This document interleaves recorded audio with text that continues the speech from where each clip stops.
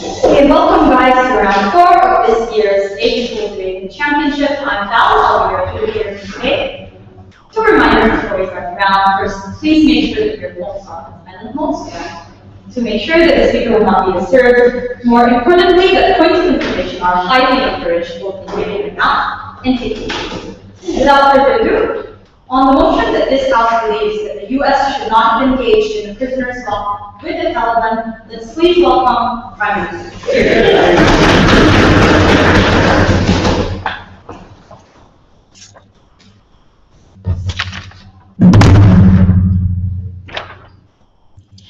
Madam Chair, we think recently when the US engaged in a prisoner swap with the Taliban to exchange five Taliban prisoners in exchange for one US soldier that had been there for 5 years, they've done two things. They allowed the Taliban to further cement the idea that they can do whatever they want because the US will make concessions with them in order to get the lives and to get those soldiers back. We think this is very problematic, and we think this will only amount in harms. What am I going to talk to you in today's, what am I going to talk to you about in my speech, right? Number one, I'm going to explain to you the leverages that the US has over the Taliban and status quo right now. Secondly, I'm going to talk about why it's important to still do this, even though we're going to lose some lives in the beginning of implementing this, right? Thirdly, I'm going to talk to you about the benefits, and fourthly, about the precedents that we set over the precedents that we set in general, right? But firstly, on the leverage that the US currently has over the Taliban in status quo, not yet, I'm still setting up the case. Number one, firstly, when elections took place in the Taliban, we think there was already clear proof that the people are tired of like being treated this way. They chose to vote for a moderate, Dr. Abdullah, who's a moderate in politics. He creates policies that incorporate the Taliban, but at the same time, not at the expense of the people. We think this is very important to note. Secondly, we offer them political representation in exchange for putting down their guns and demilitarizing. Thirdly, the US government funds the counterinsurgency in Afghanistan because we think it's very important to allow the people to have the ability to defend themselves, right? Fourthly, there's no public support to the Taliban as it is. The people on the ground are tired of, the people on the ground are sick and tired of being killed and massacred on a daily basis. And they kill and massacre on a daily basis, right? But what happens in the event that we concede to all of the methods of terror that they're using and exchanging those and giving them back those Taliban prisoners, right? We lose all the leverage that we have because we allow the radicalization of the Taliban to happen because they know that no matter what they do, we are always going to make concessions to them in the event that they have somebody of value, i.e. a US soldier. The moment you release militants, you exacerbate the situation, especially considering that these militants that you release are armed individuals. They know how the Taliban works. They're only going to go back out there and continue to perform all of these atrocities. And this is something that we will never stand for. But before I continue, any POIs? In 2011, there was $1,000 for the prisoner swap, right? Even if the US soldiers actually took based on the dead bodies of these Afghan Taliban, they actually continued the talks. How do you about Okay, talks don't matter, right? Because these Taliban individuals are extremely volatile. They will put a gun together in order to get what they want. We don't think, we think even if talks continue, that they're not talks that are going to amount to anything, especially considering that you are the side that wants to give them some sort of leverage, right? But moving on to why it's important to still continue with this policy, right? Because we will concede that the first few times that you implement this, right away, that people will die, soldiers will die, because the Taliban will definitely not be accustomed to it. Soldiers will die because the Taliban will not be accustomed to it. But we still think it's justified to carry this out because number one, these US soldiers are individuals who have consented to death. The principle of voluntary non-injuria exists here, right? Like it exists when a boxer, even if he's competing in a competition and you punch him in the face, you can't sue him. He can't sue for damages because he already consented to being hurt. We think this is the same thing that applies to soldiers, right? When they go out into the battlefield, and even if they are captured by the Taliban, they did consent to it. They did know what they were getting into, right? But secondly, the US government has a duty to protect the people on the ground. Okay, this might okay, the US government has a duty to protect the people on the ground. This extends to news correspondents, tourists that will go into Afghanistan. If you allow the Taliban to think they can simply take take soldiers in, they will further extend this into taking innocent civilians, innocent tourists, innocent American journalists, and things like that. This will extend further and the harm will go to people that did not consent to this death. And this is very important, right? But thirdly, people will die. People will die, but we don't think, okay, yes. Okay, moving on into the benefits, right? Number one, we have two benefits on our side. Firstly, we moderate the Taliban, because at the expense of getting what the Taliban wants, i.e. they want Islamic governance, they want Islamic education, right? They employ terrible atrocities. And what am I talking about, right? War crimes, mass killing, stoning women, stoning women, or anybody that doesn't conform to their ideologies, right? There are differences between strategies and horrible terrorist acts to get what you want. And the first thing you do is that you allow them to think that they can still do this, because the US will continue to just make concessions to them. But on our side, we give them a forum where they have to moderate themselves in order for anybody to be able to listen to them, right? If nobody listens to them when they are taking in soldiers, then they have to moderate themselves. They have to put themselves in a position where they can start making negotiations with the Afghan government. They debate with the opposition party or whatever, right? Because they have to appeal to the majority in order for whatever they want to be able to hold any credence. The same way that Hamas won elections, the moment they stopped bombing Israel and they joined Fatah, which was a moderate party. We think it works in the same way. But second level, right? The second benefit is that we allow Islamic principles to not be extremist in nature, because the moment in which you make huge terror pioneers like the Taliban moderate, you allow Islamic principles in general to be able to be seen as more moderate, because these Taliban officials are moderating themselves. So we think things like Islamophobia will be able to be worked against. But last idea on this idea of precedence, right? Because number one, you set a better precedence for other terror organizations, right? Because this is not just a contextual problem in Afghanistan. The minute that the US does this, it also extends to other terror organizations like Boko Haram in Nigeria, things like that. They see that the way that the US makes concessions to the Taliban is the same way the US will make concessions to them. This is very harmful, because that harm perpetuates to people on the ground. But secondly, right, you incentivize civilians in Afghanistan on the ground to radicalize. Because when the Taliban is moving against the government, and the Taliban works in such a way where they they burn down schools and do all of these things, the people on the ground feel like they've lost faith in the system, because they feel like they've lost faith in the system, and they take power into their own hands and they radicalize on the ground. But finally, and most importantly, on this idea of vilifying the United States, because though the United States is hated in the Islamic context, right, they still have the ability to be able to provide aid to these countries. When you paint them in a negative way, you don't allow them to do this anymore. For all of these reasons, side with Gov.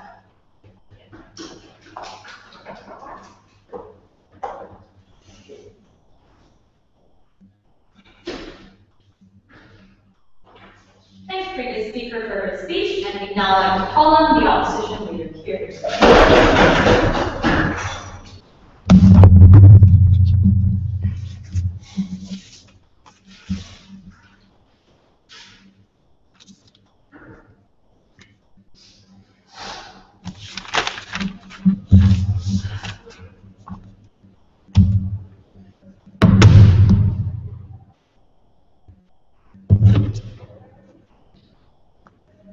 Madam Speaker, don't believe the previous speaker when she tells you that the Taliban is an extremely irrational group. We have to understand that to an extent, these harms that the Taliban has taken are indeed harmful. But that's not what we stand for coming from opposition.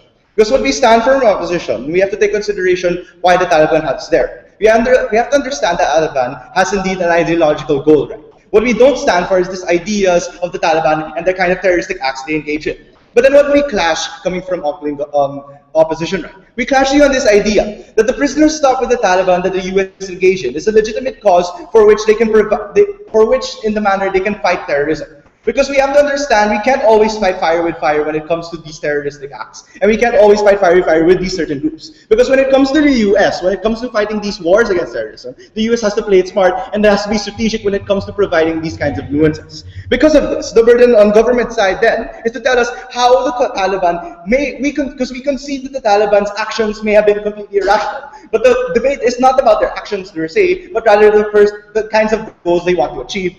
And that's the burden they still have to fulfill. The burden on opposition then is how to best deal with terrorism and how do we best engage these actions. Do we best engage them through actions with fire? No thank you. Or do we best engage them through certain talks that we'll deal with? But before I move on, let's engage in the Prime Minister's speech, right? Because she talks to us on this setup, that the Taliban are these completely volatile people, and they're completely irrational, and they will never listen to the United States. Clearly, she didn't understand my deputy's POI, because he already characterized to you how the Taliban is willing to engage in these talks, right? Even if these US soldiers were considered or seen urinating upon these Afghanistan soldiers, what we still understand is that the Taliban still accepted the United States policy, meaning that the Taliban are still rational people and they're still willing to engage in these things. No, thank you. Because they're willing to engage in these talks, we have to understand that they're not irrational at the end of the day. They understand that they're indeed rational when it comes to their goals. No, thank you. Because of this, we have to understand that talks can indeed work, and this isn't the kind of setup we don't understand coming from government. Because the Taliban may have, because we've already talked to you how their harms may be essential, but what's important is the kind of goals they want to achieve. And we best attack terrorism not essentially by giving them by not attacking these certain people, but rather by giving the kinds of goals we need later. On to the second point, right? On how we must suddenly moderate the Taliban. But then here's where the characterization falls short again, right? We don't understand how essentially you're moderating the Taliban, especially when we don't understand this, right? Because apparently what they stand for is going against terrorism. But when it comes to the Taliban itself, we don't understand how certain parts of their actions, while they may not be terroristic in nature, still engage in certain legitimate claims and certain legitimate actions, right? We have to understand when it comes to these things, they aren't necessarily extremists. They still have a legitimate and rational goal at the end of the day. And we tell you, this doesn't forward. On to the third point, right? On how she talks about it on the ground level. But clearly, we have to understand how exactly do we best achieve these things against anti-Western sentiments, right? Anti-Western sentiments won't suddenly appear just because you didn't engage in these things. In fact, we tell you later in my speech how these US sentiments will be further developed at the end of the day. I'm going to be reading you three things. Firstly, on how we improve the actors of this debate, right? Whether it be the Taliban or the United States. Secondly, how we show that we're willing to take measures for this kind of peace rather. And thirdly, how we best forward the war against terrorism. Before I move on, yes, ma'am. But second of all, at the point at which we are ready to the United States took steps to correct their mistakes, why are you willing to concede to them when we allow political representation of the states for achievement? We tell you that political representation comes from these talks, right? Even if these talks came before the certain actions, but we have to understand that they're still willing to engage in these things. And the fact that we engage in this prisoner's law shows that we are even willing to engage in these actions. On to my first argument, right? On how we're willing to take measures for peace. Because how do we fight the war against terrorism? We don't necessarily fight the war against terrorism by fighting fire with fire or by fighting more clashes, right? But we tell you we have to understand how we can best solve this problem by engaging in certain negotiations, right? How does this happen? It shows when the states are willing to, it shows how the United States in itself is willing to take action against the wrong justices, against the Taliban. We tell you that this doesn't tolerate terrorism in itself, but what we tell you is that the United States is indeed willing to take action. We tell you it's important for peace to be established. How is peace established? When we take these prisoners and we swap them with the Taliban, what we show to you is that we're willing to give up certain things the US obtained, and we tell you what's important is that we attain the peace and obtain this kind of talking and negotiation. Negotiations are important at the end of the day because we tell you this is how you best forward the kinds of ideals and conflicts, right? You don't solve these conflicts by never engaging these things and letting these things happen. Because if you look at their model, if they never engage in these prisoner swaps, what would happen is you still have the sentiments against the Taliban. You still say that the Taliban doesn't necessarily have this legitimate claim. And how does peace come to this anyway? The conclusion to this is that you show less collateral damage at the end of the day, and it shows you that these kinds of things won't necessarily exist right? Because when it comes to achieving these kinds of things in terrorist talks, when it comes to achieving things with these kinds of talks, we have to understand the kinds of nature these things happen.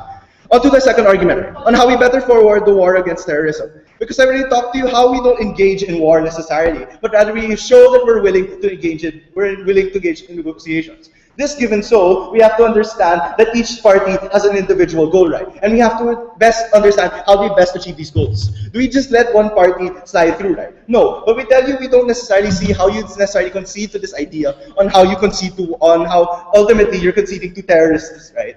But what you're doing is that you're forwarding the cause of the United States to fight terrorism, and they're willing to take any kinds of action towards this. The conclusion to this argument is that we forward this kind of these actions against terrorism, not through these kinds of negotiations, but rather what you do is you best describe it in that sense. On to the third point, right? On how we improve the images of these actors. Because I will characterize to you that indeed the Taliban isn't necessarily the most irrational group of people, right? We tell you that this militia has an even large ideological goal. We tell you in order to understand this ideological goal, talks and negotiations must occur. These talks and negotiations are so important because we have to understand how this is ultimately achieved, right?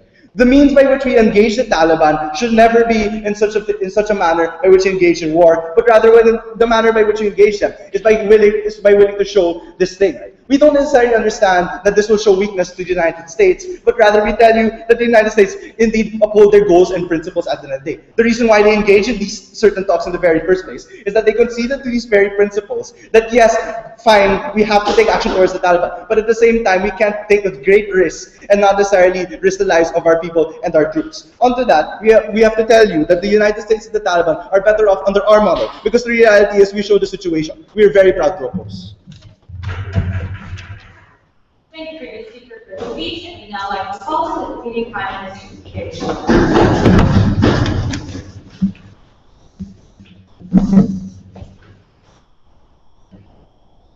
We conceded that it's an ideological war that we need to fight.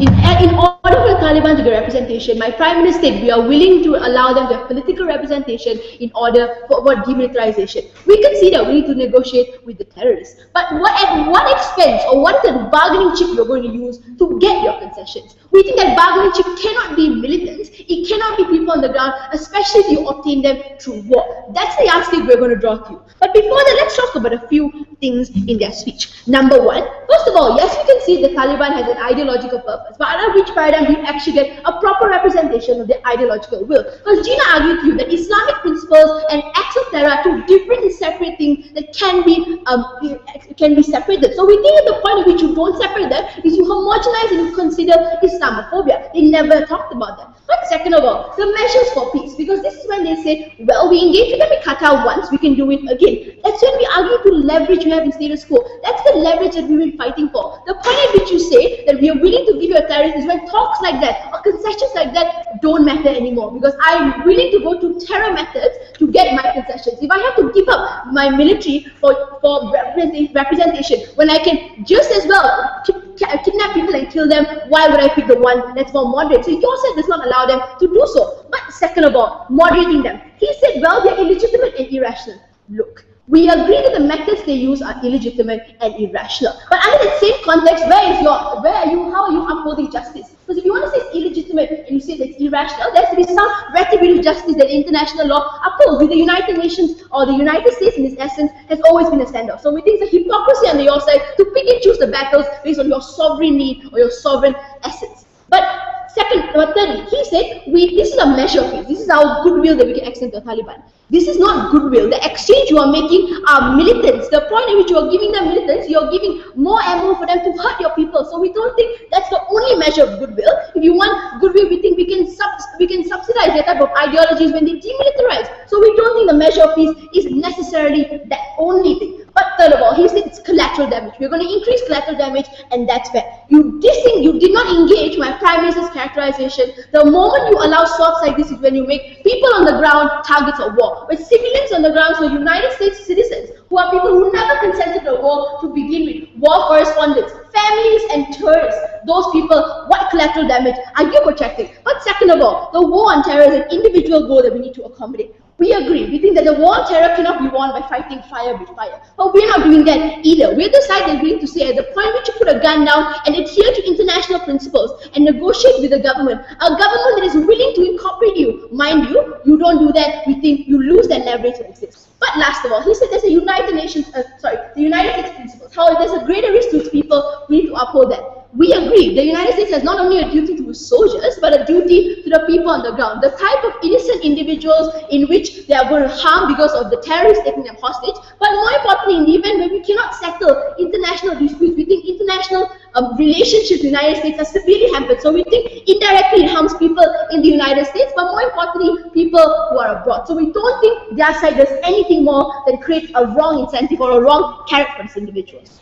What am I going to talk to you about? I got 4 things to talk to you about. Number 1, retributive justice and international law, why your sovereign individual right cannot substitute a collective international effort to fight terrorism. But second of all, I'm going to talk to you about vilifying the United States and how it harms diplomatic relations and the way in which we craft conflict resolution on the ground. But third of all, I'm also going to talk to you about governments, why it's a large incentive for governments to use that same excuse that my sovereign right should be better than international principle and use that to commit war crimes and atrocities like that. First of all, let's talk about these militants for a moment, because they said it's an extension of peace. These militants are armed, these people are held in either an Afghanistani jail or within Guantanamo Bay. But these people have perpetrated harm against civilians. They perpetrated harms against the United States soldiers and people who necessarily are not part of war. So we think if your idea is, it's an idea about retributive justice, we think we uphold that better. But the second analysis to this is that under international law, we do not, under international law, we think your sovereign individual right to go against international law cannot supersede the collective interest. Why so? Because this isolated incident allows other governments. What do I mean by other governments? People like Bashar al-Assad who say it's in the interest of my government to use chemical weapons against my people because it's a sovereign right I uphold. We think you allow loopholes like that, or you allow certain people to fit within international laws or fit themselves within loopholes of international law for my own individualistic need. Even if it's the right of the United States government to say that we need to defend our own people, at what expense do you allow that? At the expense of international law, at the expense of upholding the sovereign right of these individuals or the right of these other countries to follow our law. But second of all, in the event where the United States engages with terrorism or considers terrorism a legitimate tactic of war, is when you blur the lines as to what's considered legitimate or not. Because in a lot of these instances, we think the moment you blur the line and you incorporate the idea of these individuals being swapped is the moment you acknowledge the terror or the type of methods in war. Because we don't think these are methods that are legitimate. We think when they commit a war crime, you need to disengage with them. There's all sorts of bad precedents for countries like African nations who have national interests that they think need to uphold over international rights. But second of all, let's talk about vilifying the United Nations and how it harms diplomatic policies. Because you must understand, these governments are standing by the United States because they believe that the United States has the ability to protect them, protect the progress they've done, protect the people on the ground.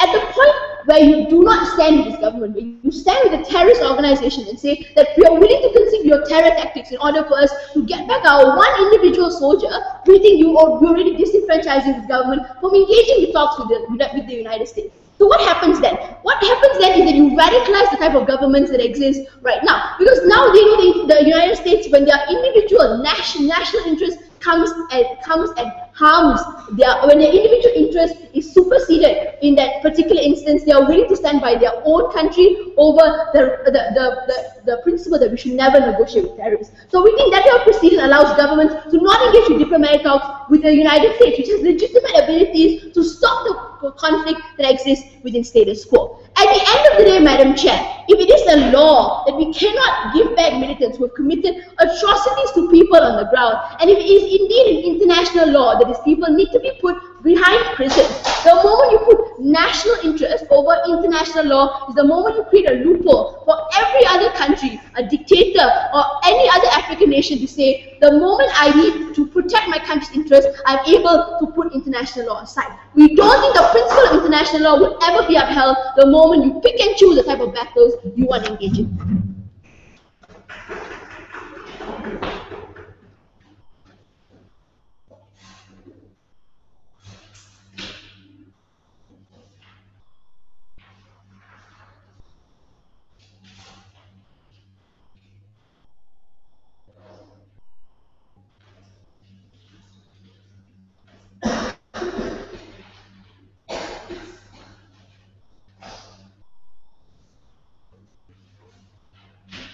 Thank you, Speaker, for his speech, and now I welcome the Deputy Opposition Speaker.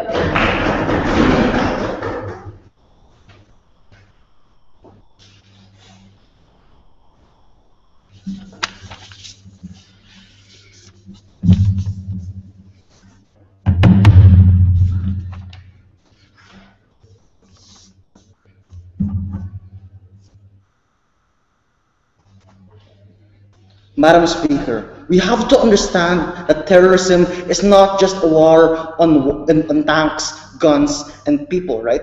We think it's also a war on hearts and minds, right? We have to understand that when it comes to these fights, we have to choose to concede strategically, we have to choose to concede correctly, right? Because we have to understand that we will not accept these certain terrorism acts, but we also have to concede on certain principles and certain acts that will actually help us strategically in peace talks and other things that will solve the problem in the first place, right? So let me present you two things. One, how you further the purpose of sending the war on terrorism by protecting the principle of humanity. And second, how you create and you further entrench the vicious cycle of terrorism, that these people are not being understood, that these people should continue to fight and even fight even more to actually get their message heard, right? We think that's the part that comes to the ground level. We think that's harmful, and we think that has to be talked about, right? Before we go to arguments, let's move on to arguments, right? So what did the previous speaker talk about? She talked about how there's supposed to be retributive justice, right? But first of all, we think justice is not only putting terrorists on prisons. It's not only letting the people, the terrorists, feel what they deserve, right? It's justice is also when you actually make the people on the ground level feel safe and feel that they can be, they could fully live in the first place, right? Because what happens in their side? In their side, when you continue that the policy that these sit down, what happens in their policy when you don't have any talks at all, when the prisoners up did not happen, is that these people, these Taliban will think that they aren't listening to us. We must do something more radical, right? We think that this policy, without this policy, we think that these people continue to do more radical things so that they will be heard, right? Because the important thing is that the West needs to recognize that these people exist, that these people really do have problems, right? But what happens in government side is that they completely neglect the very humanity of the person, and we think that's a problem, right? We think that, secondly, they talked about how there's the vilification of the US, right? First of all, we think that the vilification of the US will happen in their side, right? Because as what the previous speaker talked about, what happens when the US doesn't even listen? What happens is they must be not caring about us. They must not sit down. They must not be doing something about the war on terrorism in the first place, right? We think that's a concession that has to be said by side government, right? Because we think that these people need, because we've been talking about that. Yes, we agree that the war on terrorism has to happen, right? But what we have to talk about is the strategy and the way we tackle these problems, right? Because we can't just completely say that we will not accept any treaty or peace talks, right? We think that's completely foolish. We think that's completely irresponsible, right? So you have to understand that these things are important to both parties, right? Also, what happens in the party, right? Because they completely miss the characterization of the party. Right? The very fact that the Taliban wanted to have peace talks with the US and Qatar means that they want something from these talks in the first place, right? We think that these talks are only possible when both parties showed up, and they did show up, right? We think that proves that the Taliban also has concessions. They also have a sort of a common goal that has to be set, right? But what happens in their policy is that you will not have that common goal. You will never meet eye to eye, right? We think that's a problem coming from inside government, right? Yes. Tell me why giving military a symbol of radicalization is your version of goodwill. We think that we have to concede that sometimes these people have done great work, right? Because what happens when you don't have this peace talks is that you're saying that their work was useless. Their work should not have been accepted in the first place, right? Well, what you have to show is that we need strategic concessions, and we have to see that what should we talk about in my first argument, right? How you further the message on the minds and the hearts, right? So what happens in our side, right? On how you further the message of humanity, right? Because what happens in our side, sit down, right? Because what happens in our side? When you say that these people are human, what happens is that you accept these people. What happens is that in the home of the US, we're saying that yes, we are trying to protect our US soldiers. Yes, we're also trying the best possible trade-offs when it comes to the war on terrorism, right? Because we can't just say that humanity, you will die for the sake of everyone. Right? You can't just say that we will not help you, try to escape, right? We will not help you go back to your families. We think that's completely detrimental. What happens in the war on terrorism, the problem is that people are dying, right? The message of humanity is dying. But what happens in government side is that you're furthering that humanity is not that important. Human lives are not that important, right?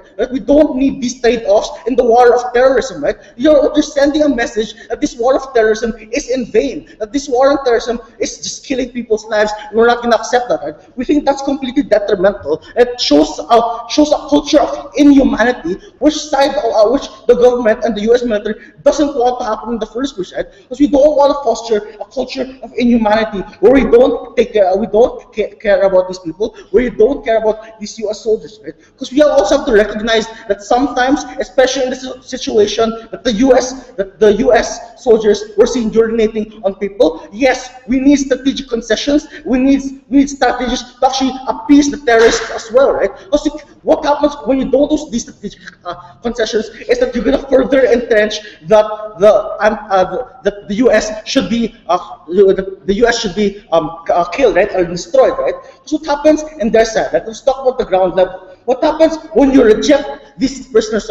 What happens when the prisoners will never be exchanged? What happens is that these people will think that they are not being heard, that these people that they don't have that bargaining chip, right? What will they do is that they will actually continue to terrorize even more people, that these people will not feel safe because they will try to actually put more bargaining chips, and they will actually try to kill more people, right? We think that's a problem. We see that what happens in their side is that you further entrench it. These people are not human, that these people don't deserve to be heard, right? We think that's a problem. In generations after the Taliban, what will happen in the long term is that these people who don't really understand the root of the problem will still hate the US, will still be terrorists because their problems weren't heard, because their problems weren't being talked about. We think that's a problem, right? Because what happens in the opposite of government is they label terrorists as completely evil. It has no good. We think that's a problem coming from government. They have to talk about, right? Because we think that these people are human, that these people deserve to be heard, right? And that's why we at opposition are very proud of the post. Thank you.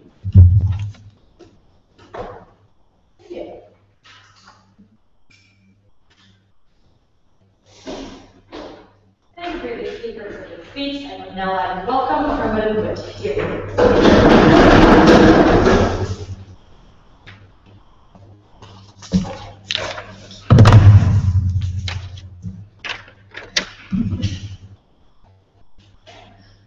When it comes at the expense of government progress and not conceding to peaceful measures, no, we are not willing to negotiate with terrorists. The problem is that by taking a soft stance, the US government is unable to better protect the people on the ground in Afghanistan or even the people of their own country, because now they're willing to forego international principles of whether they want to actually prosecute these militants in order to get some form of a negotiation, something that our side has already thoroughly disproved throughout their whole case. But then, let's go into the biggest concession from their side. That these terrorists have been doing a super job at hurting people, because now they're trying to prove to us that they're actually irrational, that they're not the most irrational type of people. Let's take their case. No, and because of this ideological role. And we think that throughout our side, we've already proven that this only radicalizes them even further. Because when we prove that we're not willing to negotiate, when they won't choose to take this path anymore. They're not willing to actually capture more people in order to have easier negotiations, because we already have other alternatives. Like we've already funded counterinsurgency doctrines. We've offered political representation for them in the parliament. We're willing to have elections for them to incorporate them into parliament. When all of these alternatives are already present, yet they choose to have easy negotiations, which path will the Taliban choose to actually take? Something that's much easier for them to actually get more power in the government. But so let's go on into the first clash of the day about what's the best solution to reduce damages, to reduce any collateral damage on both sides. The logic from their side is that by swapping prisoners to show they're willing to give up certain principles, this results in less collateral damage. We already told you that one, there are all these alternatives to actually moderating terrorists. Because even my first speaker had proven that by actually allowing the political representation, we can now moderate these extremist principles that we have. Because they actually are, if we have these ideological roles, they actually are irrational to some extent. Because they want Islamist education, they want an Islamist system. If we allow them that representation, they get to moderate that. And on a higher level, we get to actually remove a lot of Islamophobia, because now these terrorists are willing to be represented in parliament and have their beliefs moderated for the sake of the country. But even then, swapping prisoners doesn't actually offer a greater benefit. Because even in this example that we've painted to you, where the US had exchanged 5 militants in order to get back 1 US prisoner, it's not a fair deal that they're doing. It's now just a deal where the Taliban are getting what they want without having any without having the US have any fair representation on their part, and that it's just more beneficial to the Taliban to simply get their prisoners back. Does this actually result in less collateral damage? Because now it sets a precedence that terrorists can use hostages to demand power. They would more likely use soldiers on the ground, or even tourists in that country, or anyone they're willing to get their hands on, so that they can have some form of a leverage for that hostage situation. It gives them a bigger leverage because now we are willing to negotiate with them. That's how it actually radicalizes them even further. Before I go on into the next flash, there's one clarification that I'd like to make about this whole example, one example from their side, that the Taliban only accepted the US apology. The Taliban accepted that US apology. Because while they did that, the US soldiers that did urinate on the bodies of these Taliban soldiers, we did prosecute them under international law. We did take steps into proving that what they did was wrong. If we can prosecute these soldiers, why don't we accord the same treatment to Taliban militants, or even Taliban individuals in general? To their militants. Because if you're willing to have the same, if you're willing to accord the same principles to both sides of the conflict, we have to show the Taliban that we are not taking a soft stance against them, that they don't have any other route to have some form of moderation. They don't have any other route into getting what they want. Because when it comes to forwarding their goals, the Taliban or any terrorist can seek their power in the most oppressive way possible. And this comes at the expense of capturing those hostages. What is the second issue about whether we the value of a soldier's life versus the people that we can protect? And all right, we did expect this point because the logic from their side is that it's inhumane because now we're not prioritizing the soldier's life.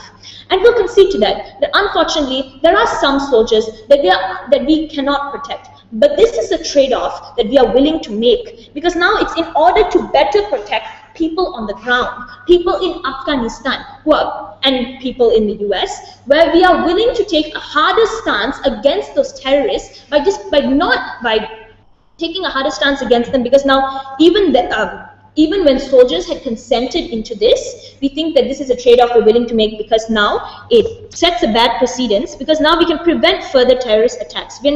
It's about who we can better protect of the people on the ground. And who can we actually protect? The US society, even the Afghan society, because now terrorists will not have any other route out. They're not willing to escape because they don't have any other route of negotiation. But even then, what about the life of these soldiers? Soldiers had consented to the danger of the battlefield. They had consented to be a part of this. They knew the risk that they were going to take. Unfortunately for them, they did know these risks, and we cannot compensate for every risk that they have, because this is going to be a part of the job. It's not a complete obligation of the US government to always cater to the soldiers, as inhumane as they might say. This is a trade-off we're willing to make. Any POS? No, okay. Then the last issue about whether about this ideological role of the Taliban actually can this actually allow for any negotiations?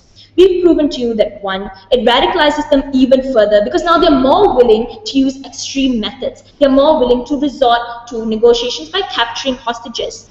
But then, let's take their case in the best scenario. An ideological role makes their Islamist principles seem even more extreme to them, because they see it as they're forwarding the way of God. They're forwarding a very ideological role, and they're convinced they can only have it their way. We are trying to force them into changing this ideological role, this extremist principles they have, by being able to moderate these principles by being represented in parliament. or by us taking a harder stance against them. Just because you claim that it's an ideological war doesn't mean we should treat it as such. It means that we should be able to have humane international principles being imposed onto these people so that we can have a better situation in Afghanistan instead of having purely religious and Islamist education and sectors in government.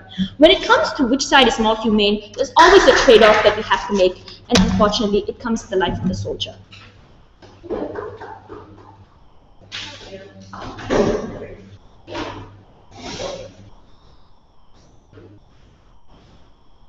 Thank you, previous speaker, for his speech, and to close the constructive side of the debate, the opposition leader.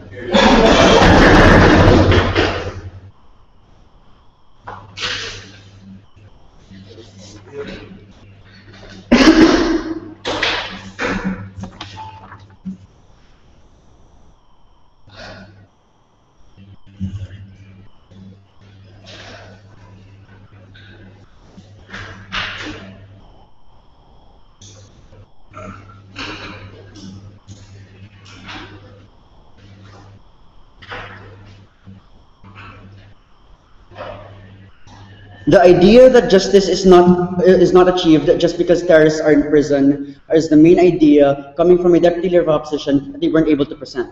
My deputy leader of opposition brought you this idea that justice isn't only when these terrorists are in prison, that justice is achieved only when people on the ground are able to feel safe and feel secure, and not only feel but actually be safe and secure. This is a crucial point in my deputy leader of opposition's speech that they were never able to respond to coming from the government whip, right? Next, but this isn't the only reason as to why, unresponsiveness isn't the only reason as to why they're going to lose in this debate. The main reason as to why they're going to lose in this debate are is that they failed to win in the two issues for the debate, right? First issue, coming from opposition, is was the US justified in this prison swap? Because Prime Minister comes up here and tries to tell you that these US soldiers were consented to being hurt. But we already told you that it's not, that just because these US soldiers were consented to being hurt does not mean that the government completely abandons them in their time of need, right? That is why we have these soldiers going into them when it comes to trying to save these people in certain instances, right? Sit down after my first issue. But they try to tell us that that the Taliban is going to have leverage and that's going to extend to other terrorist groups. But they never actually operationalize or even prove this assumption at the end of the day, right? We tell you as a response that it's simply not true. Look at status quo. After that prison swap, you don't see people making radical decisions or at the same time having actual leverage at the end of the day. That's something that they fail to do on their side, something that they fail to prove at the end of the day. Sit down. But then they tell you that people are going to be moved to be more radical, especially the Taliban. But we tell you that that's not necessarily true. Because when it comes to the Taliban, and they conceded, they have legitimate goals. And now that they have the attention of the United States to the point of having peace talks, which is something coming from a deputy leader of opposition, that they will not be wasting this attention that they've gotten from the US to be more radical, just because they have this so-called leverage that they never proved at the end of the day, right? After my first issue, the Deputy Prime Minister raises this question: where is the justice going to happen? But we already told you that justice is not a solitary idea. Justice is achieved when the people who are affected, the people on the ground, can feel safe and can feel that justice was actually served at the end of the day, and that justice was actually served at the end of the day. And that's going to happen when peace talks happen, which is something that's coming from our side at the end of the day, right? And next, they tell you that there was a trade-off for protecting. But in response, we tell you it was a trade-off at the end of the day. That this entire prison swap was a trade-off. We both conceded, both the US and Afghanistan, both the US and Taliban, both conceded that these are people that we have to give up. There are principles that we have to give up in our stance and in our fight, in our method of fighting, to be able to achieve to be able to get the people that we need at the end of the day, right? But they tell you this idea from the government where the government misrepresents my previous speaker. How she claims that my previous speaker is trying to legitimize the actions of terrorism, right? By saying, oh, they've done a good job. But they've clearly misrepresented this because they haven't listened to my leader of opposition. My leader of opposition told us that we see that these actions are not legitimate. It's their goals that are legitimate. Something that they conceded to at the end of the day, right? But yet they don't realize that terrorism actually came out of somewhere. People don't just become terrorists just because they want to be terrorists. That they have a goal. And this tell you that their efforts are starting to be realized.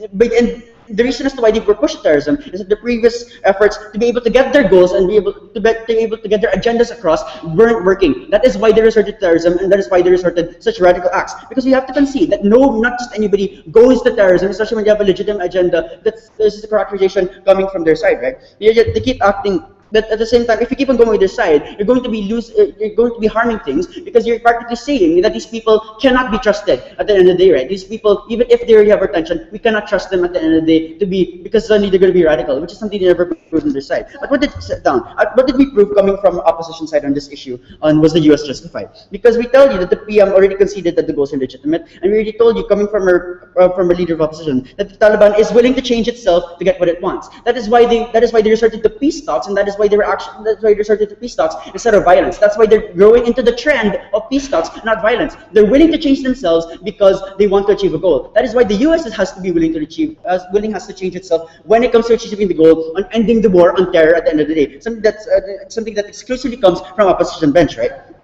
Yes, my deputy leader of opposition talking about the war on terror, and it's not just about violence. That's also psychological, and it's bigger in itself than just violence. We told you coming from our deputy leader of opposition that the war is lost when you're going to resort to these same actions that they're going to do, or the same actions that the terrorists are going to be doing. When you're going to be keeping these prisoners just because all of a sudden people are going to be radical. When you're going to such measures that are going to be seen as comparable to terrorist measures you never would have taken when it comes to the war on terror, right? Something that's a very valuable thing that they never responded to coming from their side, right? They never responded to the idea that the war on terror is not just violence. But lastly on this issue, talk about the idea of a common humanity. You have to accept that these people were wronged. That is why they have goals and agendas. And that's why it was fueled in their goal, and they want to achieve these agendas so much that they resorted to terrorism. But because the Taliban, and exclusively the Taliban, which is what we're doing, we're nuancing this unlike what the government is trying to do. We nuance it to the Taliban exactly because we want the Taliban. We see that the Taliban does have legitimate goals. We want to help them, and they're already growing to a trend where they want to also change themselves, and therefore we see that it's also legitimate for the US to change itself. To conclude this issue, we see that it's important that it was justified at the end of the day because the principles are still intact in the war on terror. But before we move on. If your argument is justice, tell me why demilitarization, political representation, and upholding of international law, the rule of humanity, isn't better justice than upholding one's social. I'm going to be responding to that coming from my second issue on what was the best thing for the US to do.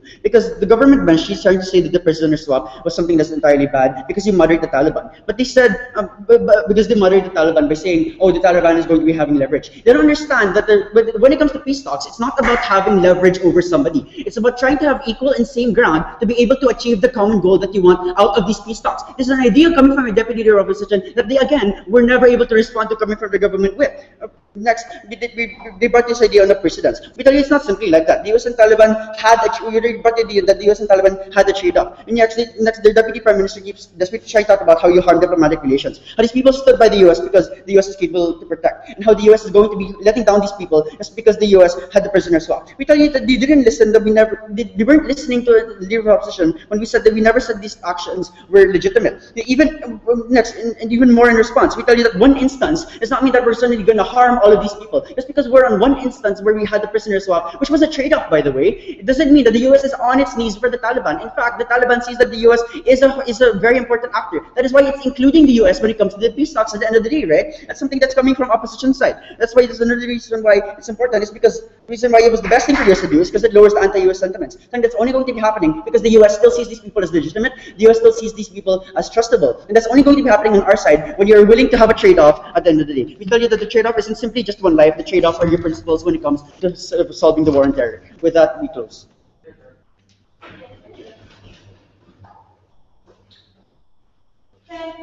The opposition speech, and now I propose opposition side of the reply. Here.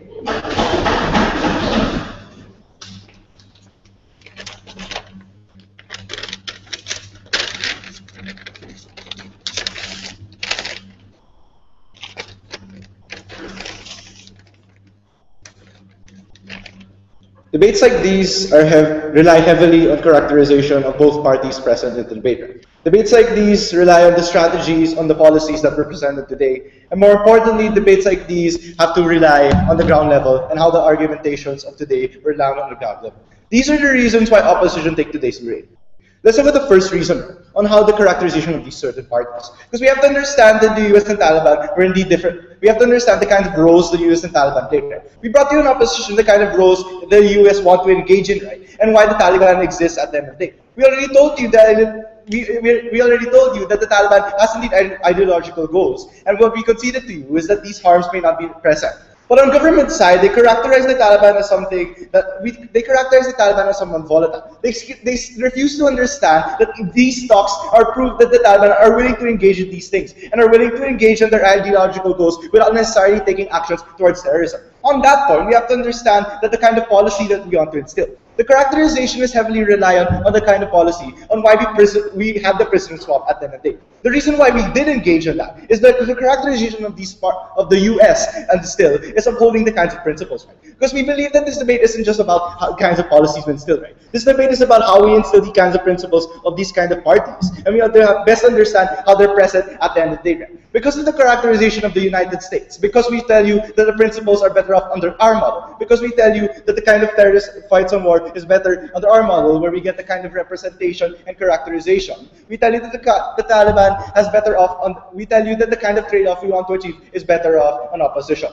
Don't side with government. On to the second point, right? On how we have to look at the strategy of the kinds of policies we instill, right? Because in opposition, we talked about the kind of policy we want. Because policies aren't just there to instill these kinds of things, right? We tell you the kind of policy we push forward is the thing that wants to instill these kinds of principles. These things will automatically, because we have to go back to what this debate is about. Right? This debate is about how do we best engage in these kinds of terrorists, how do we best deal with these kinds of terrorists. What we told you coming from opposition is the kind of strategic policy we want to forward. We tell you that when you engage in certain deals, when you allow them to talk, when you allow certain talks and negotiations to happen, what happens is that what happens is that you engage in this kind of war with terrorism. Because we characterize to you that the fight on war, the war on terrorism, isn't just with tanks and guns and whatnot, right? We tell you it's also between a psychological war, it's between a psychological and a negotiation thing. We tell you that this debate shouldn't be about the kinds of things they want to, government side want to instill, but rather the kind of principles we stand for coming from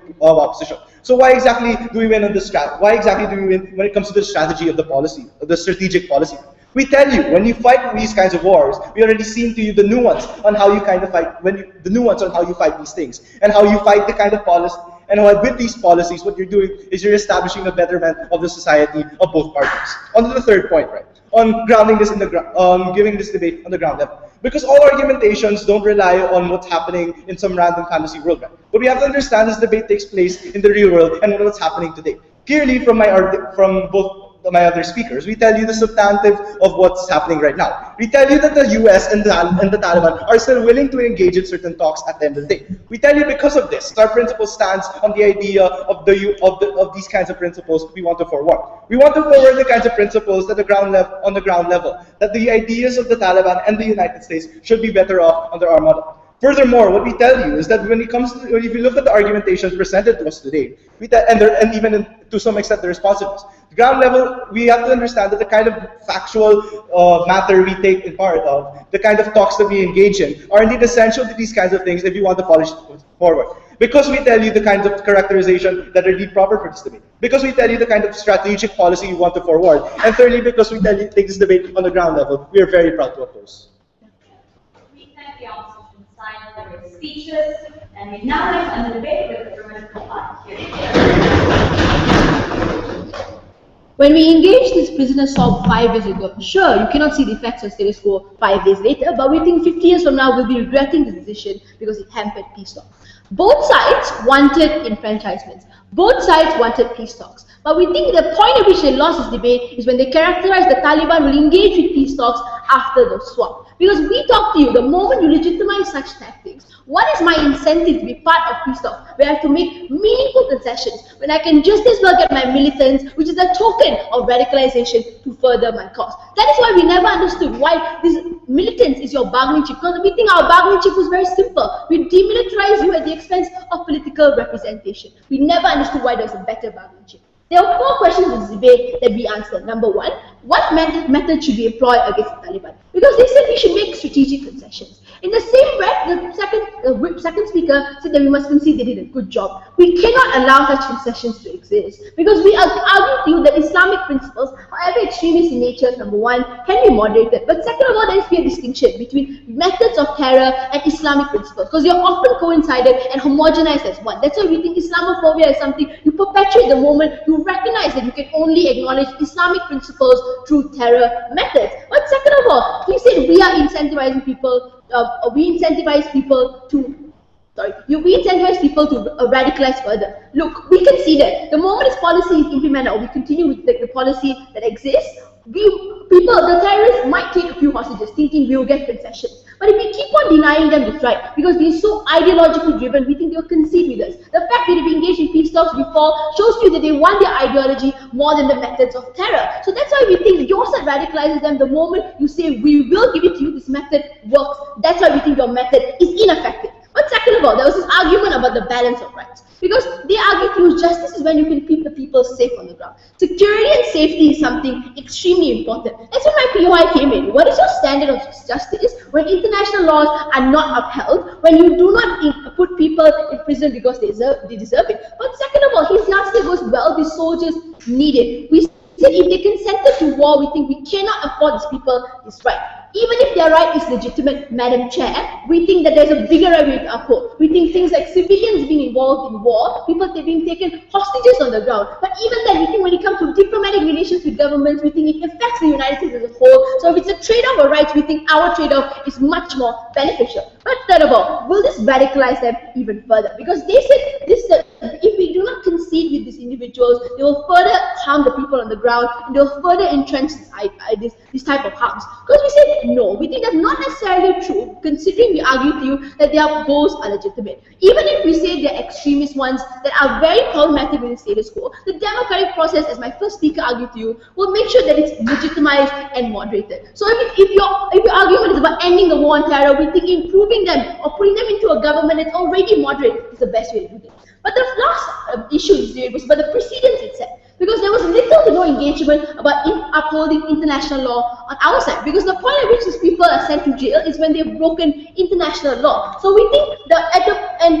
when you do this, when you engage in such talks, you put your national interest above international law. That's why we think you massively disincentivize individuals from ever sticking to that standard, because you blur it out for other countries on the ground. But second of all, we said that distinction must be drawn, because at the point you do not improve the lives of people on the ground, and you radicalize people because they realize the United States will not stand up for a moderate government. The United States is willing to concede to terrorist attacks. We think you radicalize people on the ground even further. So we think when it comes to the precedents you said, it's particularly problematic, where justice can never be upheld, where terrorists will consistently be using terror methods to gain what they want. We think that precedents is particularly problematic. They never justified the trade-off they were willing to make. But even then, why was this the justification? Why was a militant a symbol of radicalization, a person who's well-equipped to harm individuals on the ground, an act of goodwill? Because we think there are many other methods, but this one in particular is a concession to the war on terror. We can call the debaters to the outside by agreement to cross, shake hands. Please leave the room. Thank you.